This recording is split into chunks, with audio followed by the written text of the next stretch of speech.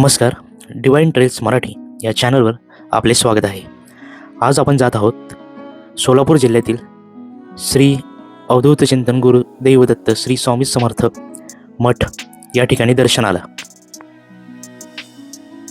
सोलापूर बस स्थानकापासून अक्कलकोटला जाण्यासाठी 40 ते 50 किलोमीटरचं अंतर आहे. साधारण 2 ते 2.5 तासाचा वेळ लागतो. या व्हिडिओमध्ये आपण श्री स्वामी समर्थ महाराजांच्या पावन अक्कलकोट मठाचे वास्तव दर्शन पाहणार आहोत. मठात प्रवेश करण्यापासून ते स्वामी समर्थांच्या दर्शनापर्यंतचा शांत भक्तिभावपूर्ण अनुभव या व्हिडिओत दाखवला आहे. अक्कलकोटला मठाजवळ पोहोचल्यावर सर्वात आधी दिसतात ते छोट्या छोट्या दुकानांचे रांगेतले स्टॉल. दोन्ही बाजूनी फुलांचे हार, नारळ, उदबत्ती, कापूर, पेढ्यांचा प्रसाद आणि स्वामी समर्थांचे फोटो फ्रेम आणि मूर्ती विक्रीस ठेवलेल्या असतात. भक्त आपल्या श्रद्धेनुसार प्रसाद घेत असतो. पुढे सरकतात. कोणी फुलाहार घेतात, कोणी पेढ्यांचा डबा, तर कोणी शांतपणे नामस्मरण करत चाललेला दिसतो. मठाच्या प्रवेशद्वाराजवळ पोहोचताच थोडी गर्दी जाणवते, पण वातावरण गोंगाटाचे नसून भक्तिभावाचे असते. जय स्वामी समर्थ असा अधूनमधून येणारा आवाज कानावर पडतो. अक्कलकोट मठातले हेच वास्तव आहे. साधेपणा, श्रद्धा आणि स्वामींवरचा विश्वास.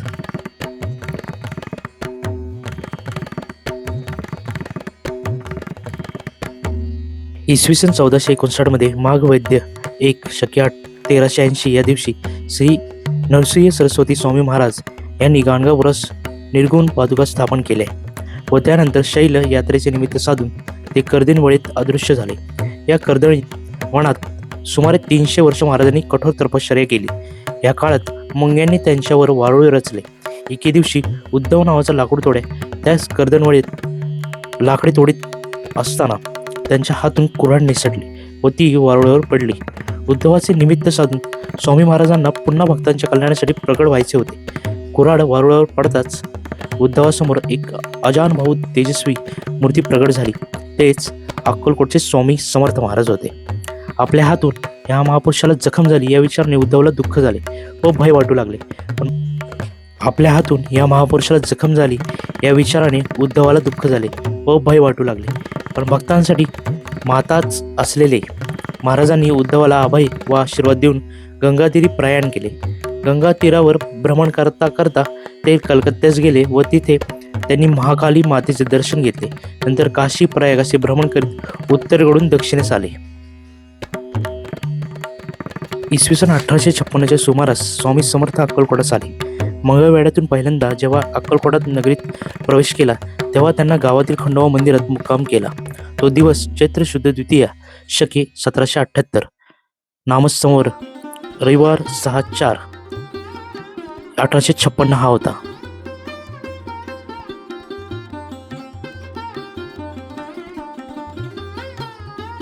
श्री स्वामी समर्थ पंढरपूर, मोहोळ असे भ्रमण करीत सोलापूरस आले.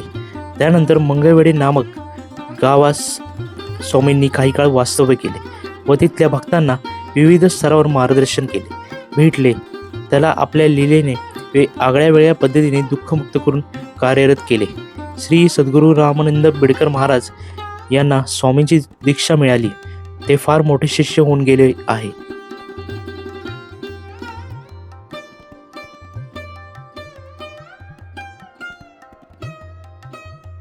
श्री स्वामी समर्थांच्या मठात दर गुरुवारी पालखी निघते.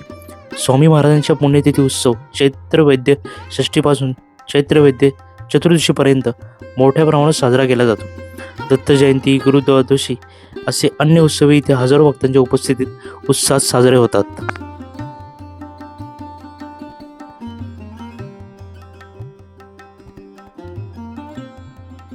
इसवी सन 1856 मध्ये स्वामी महाराजांनी अक्कलकोटमध्ये प्रवेश केला व तिथल्या 22 वर्षाच्या वास्तव्यात अक्कलकोट हे तीर्थक्षेत्र झाले. तेथे त्यांनी जगातील अनेक मान्यवरांना मार्गदर्शन केले. प्रत्यक्षात स्वामी समर्थ आज देखील भक्तांच्या पाठीशी सतत असून त्यांना मार्गदर्शित करत आहेत आणि अनंत काळापर्यंत राहतील. भिवू नकोस, मी तुझ्या पाठीशी आहे असं म्हणून स्वामी सतत आपल्या पाठीशी असून आपल्याला मार्ग दाखवित आहेत.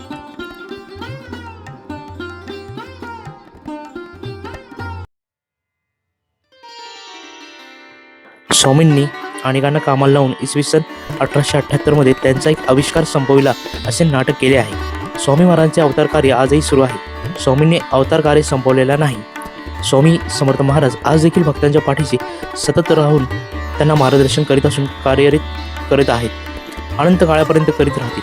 आजही श्री स्वामी समर्थ महाराज जो भेटेल त्यांचा उद्धार अनेक मार्गातून करत आहेत. मंदिर समितीतर्फे भक्तांसाठी अन्नछत्रामध्ये रोज दुपारी व रात्री मोफत भोजनाची प्रसादाची व्यवस्था करण्यात आली आहे.